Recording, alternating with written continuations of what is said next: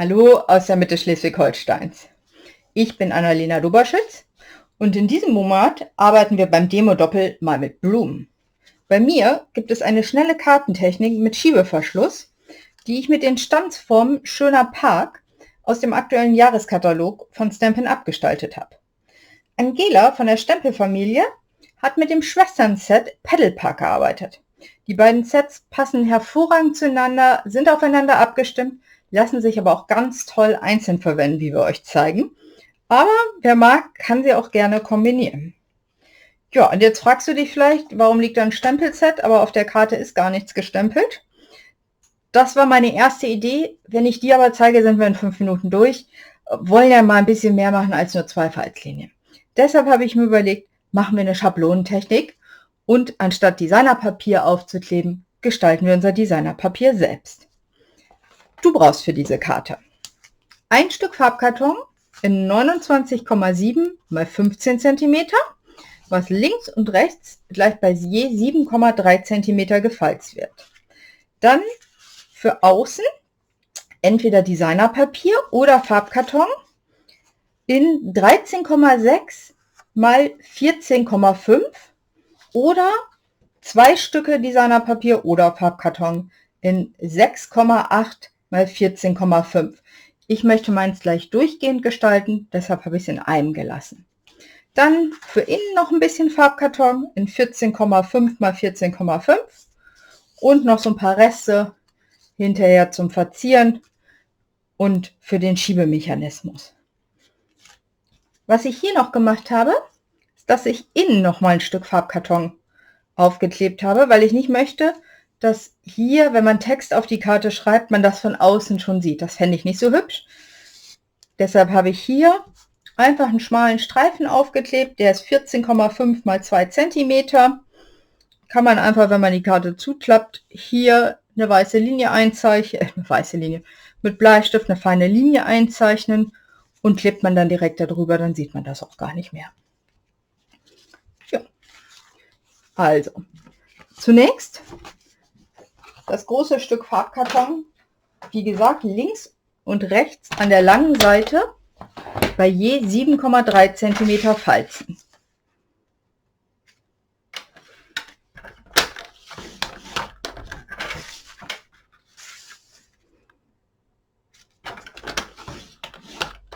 Also es ist nicht wirklich viel Falttechnik, aber ich finde den Schiebeverschluss sehr schön und das ist auch eine Technik.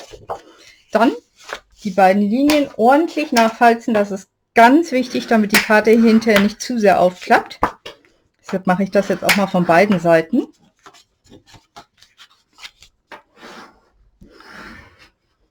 Und man kann hier schon sehen, es ist ein kleiner Spalt da. Den brauchen wir aber auch, damit das Schiebeelement sich bewegen kann. So, dann muss ich erstmal gucken, welches von den beiden das ist. Kann man hier innen drin schon den größeren Farbkarton aufkleben. Ich mache da immer nur 2 Streifen, weil ich nicht möchte, dass das so huppelig innen drin ist, wenn man darauf schreibt. Deshalb setze ich immer nur links und rechts einen Streifen hin vom doppelseitigen Klebeband.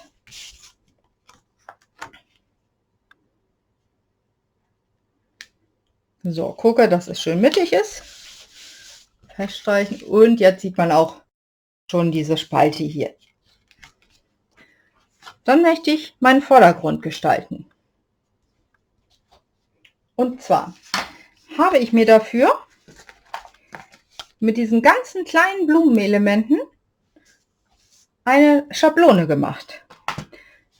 Und mit dieser Schablone gehe ich jetzt hier über mein Papier und nehme meine Blends dafür oder meine Blending Pinsel und gestalte den Hintergrund ein bisschen damit. Also ich habe mich entschieden für Limette, Sommerbeere und Safrangelb. Und dann gucken wir mal, was daraus wird. Ich tupfe den hier so rein und gehe dann hier so drüber, dass ich alle Blumen erwische. Natürlich soll es nicht verschieben sich gleich am Anfang. So, möchte, klebt es mit ein bisschen Washi-Tape fest. Achte darauf, dass man nicht hier über den Rand kommt. Da muss man vielleicht seine Schablone ein bisschen größer gestalten. So viel will ich gar nicht haben an Farbe. Dann schiebe ich es hier so ein bisschen weiter. Beziehungsweise ich drehe mein Papier. Dann sind die Blumen nicht alle gleich angeordnet. Hier so ein bisschen tiefer. Jetzt nehme ich Sommerbeere, Tupfen und dann in kreisenden Bewegungen hier drüber. Sobald man drauf kommt, ist es halt intensiver, so wie hier. Zum Rand wird es weniger. Ich möchte diese Blumen sehr intensiv haben.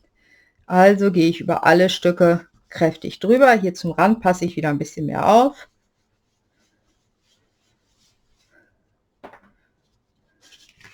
So, und dann überlappen die sich auch schon. Das gefällt mir schon mal sehr gut. Und dann nehme ich hier noch meine dritte Farbe. Die kann man ganz toll unter fließend Wasser ausputzen. Ich nehme jetzt natürlich für jede Farbe einen eigenen, damit ich mir nicht versehentlich die Farbe zum Beispiel von der Sommerbeere in mein Safranstempelkissen eindrücke. Das wäre nicht so schön. So, die Schablone sollte man auch auflegen, wenn man sie nutzen will. So, und hier streiche ich jetzt einfach nur so drüber. Ein bisschen anders. Da kann man einfach mal experimentieren, Strichmuster, ob man lieber im Kreis arbeitet oder so wie ich jetzt gerade gestrichelt. Hier habe ich ja gesagt, man muss ein bisschen aufpassen. Da ist mir ein bisschen Farbe rübergekommen, also vielleicht lieber seine Schablone ein bisschen größer gestalten als ich. Einfach damit das ein bisschen sauberer wird. So, und jetzt möchte ich noch ganz klein hier die eine hier nur und vielleicht hier unten noch eine, da passe ich so ein bisschen auf, arbeite nur über den Rand. Einfach, dass noch ein bisschen mehr Farbe drauf kommt und sie sich ein bisschen schöner verteilen. Ja, darauf achten, dass man immer den richtigen Blending-Pinsel nimmt. Halt, jetzt habe ich rot in der Hand, will aber mit grün arbeiten. Das wäre blöd. Hier möchte ich zum Beispiel noch, hier möchte ich glaube ich eine ganze Handvoll grün haben.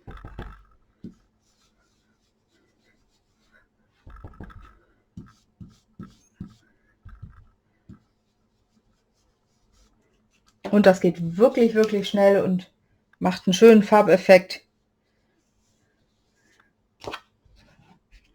Und hier unten möchte ich auch noch ein bisschen mehr Grün haben. Grün ist toll. Also die Limette ist echt schöne Farbe, muss ich sagen. Hätte ich so anfangs nicht gedacht, aber gefällt mir wirklich gut. So. Ja, da oben wollen wir ja auch noch was haben, nicht? Das ist ja sonst ein bisschen zu wenig. Da nehme ich jetzt noch mal Sommerbeere. Schablone kann man halt auch immer wieder verwenden, das ist ganz toll daran. So, hier möchte ich natürlich nicht ganz so viel, weil das so knallig ist. Das heißt, ich arbeite hier nur ganz klein. Wenn man ganz filigran arbeiten möchte, kann man auch die kleinen, wie heißen die denn? Die Fingerschwämme nehmen. Die eignen sich auch ganz toll dafür. Da kann man dann wirklich punktgenau mitarbeiten und nicht so wie ich hier wieder außen drüber. Wie gesagt, lieber die Schablone ein bisschen größer wählen. So, da oben, da muss ja auch noch was hin, ne? So. Und so hat man ganz schnell sein eigenes Designerpapier in Blumendesign, kann das wählen nach seinem eigenen Farbgeschmack, wie man das am liebsten gestalten möchte. Ich bin sehr zufrieden hiermit. Die ist schön sommerlich bunt und die benutze ich jetzt auch. Dafür lege ich jetzt meine Seite mit 13,6 hier oben an. Ich gucke erstmal, ob sie richtige ist. Ja, die lege ich an die Kante an und halbiere das Blatt dann bei 6,8.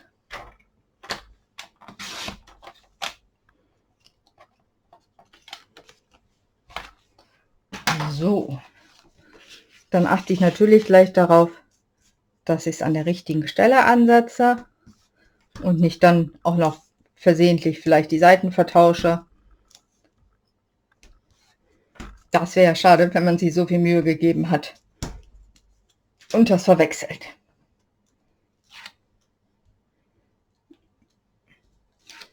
So. Schauen wir einmal.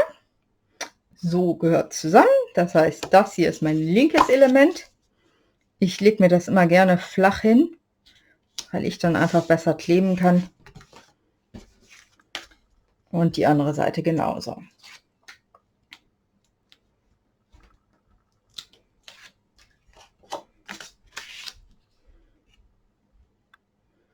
So, rundrum immer so ungefähr 2,5 mm Abstand. Und da hat man schon schön zusammenhängend. So. Dann brauchen wir dieses Schiebeelement. Dafür habe ich diese schöne Stanzform hier verwendet, diese große und dieses Etikett hier. Und ich weiß, dass ich es auf meinem Schreibtisch schon irgendwo liegen habe. Ich habe es euch ja auch gerade schon gezeigt gehabt. Da. So, das ist wirklich ganz toll hier filigran. Und hier sind aber noch so kleine Stücke drin. Dafür nehme ich das spitze Element vom Aufhebhelfer. Man kann auch die Bürste nehmen. Ich kann nicht so gut mit der Bürste arbeiten. Ich bin schneller mit der Spitze. Immer so ein Auffangbecken. Und drücke das hier einfach ganz schnell raus. Das ist also super dafür geeignet, diese Spitze. So. Und dann habe ich alles raus. Das Schöne an diesem Element ist, dass es hier so hoch geht. Und da kann man nämlich, wie man das hier sieht, die Karte einfach drunter schieben. Die bestempelte. Und dann braucht man die auch überhaupt nicht festkleben. Finde ich ganz toll. Setzt man einfach, also schiebt man rein und es fest. Hat so ein bisschen sogar so einen kleinen 3D-Effekt. Weil es so ein bisschen hoch geht. So. Vom Stempelset habe ich mir ausgesucht. Einmal, ja, warum was? Ich denke an dich. Finde ich sehr schön für so eine blumige Karte, so als Geburtstagskarte oder wenn man einfach mal sagen möchte, hey, ich denke an dich, ich bin für dich da. Eigentlich wollte ich die in Boho Blau stempeln, passend hierzu, aber ich glaube, ich mache die in Sommerbeere. Einfach weil es ein bisschen schöner, knalliger jetzt zum Sommer passt. Also, ich habe die Elemente beide zusammen auf einem Stempelblock. Dann kann ich die mich vorher schön ausrichten und zusammen draufstempeln. So, und jetzt, wie gesagt, nehme ich das, gebe hier die eine Seite so ein bisschen hoch, gucke, dass es auch wirklich unter alle Elemente drunter kommt. Und dann auf der anderen Seite beuge ich so ein bisschen ein, damit ich es hier auch wirklich drunter schieben kann unter alles. Und schon passt das. Ah, das ist schön. Ja, das gefällt mir richtig gut. So, und wir wollen jetzt aber dieses Schiebeelement haben. Dafür habe ich doppelseitig klebende Schaumstoffstreifen genommen und noch ein kleines Stück Farbkarton. Dann wird das nämlich einfach hier so eingesetzt und auf der anderen Seite auch. So. Und dann lässt sich das ganz fantastisch schieben. Man kann es auch hier oben runter schieben, wenn man die Karte öffnen möchte, oder auch so wieder drauf schieben. Das ist egal. Dafür lege ich mir das Element hier vorne drauf, wie ich es haben möchte, mittig.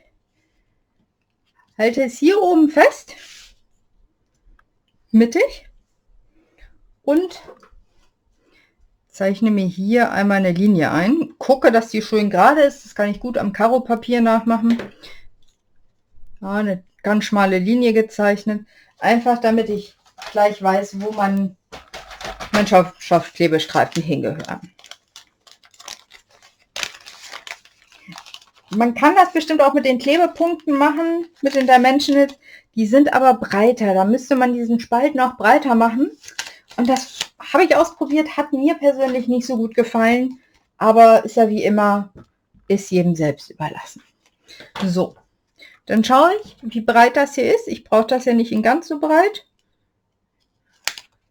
Darf ja nicht höher sein als mein Stück, wo es drauf geklebt wird. Soll ja nicht überragen links und rechts.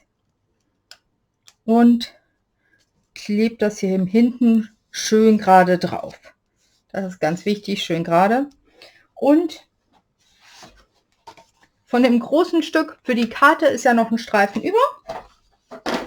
Da gucke ich jetzt einfach, wie breit ist mein Element. Schiebe das hier ein bisschen höher.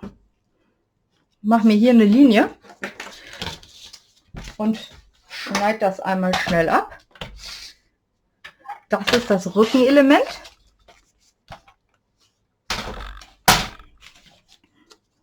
Und das darf halt nicht, also breiter darf es schon sein, aber es sollte nicht höher sein, weil man es dann ja wieder, würde man es hier hinter sehen, wie es rausragt. Und das soll ja nicht sein.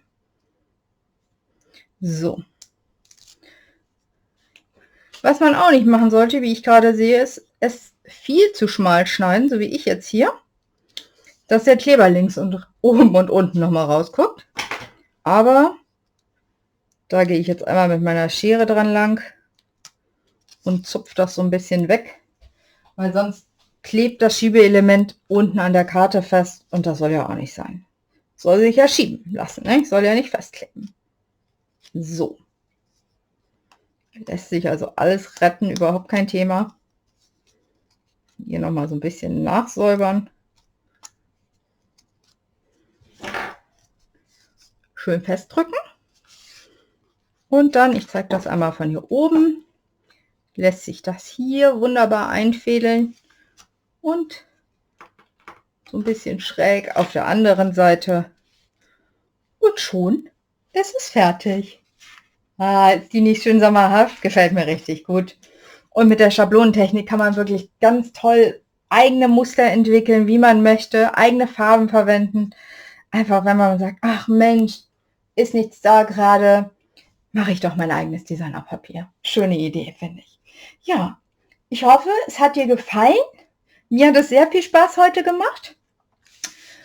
Lass mir gerne einen Daumen hoch da, wenn es dir auch gefallen hat. Abonniere meinen Kanal und guck dir auf alle Fälle auch noch das Video von Angela an, wenn du noch nicht hast. Insgesamt haben wir aktuell 4 Ideen zu den beiden Sets. Schöner Park und Paddle Park sind alle in der Playlist unten in der Videobeschreibung verlinkt. Ja, und dann bis zum nächsten Mal. Deine Annalena. Tschüss.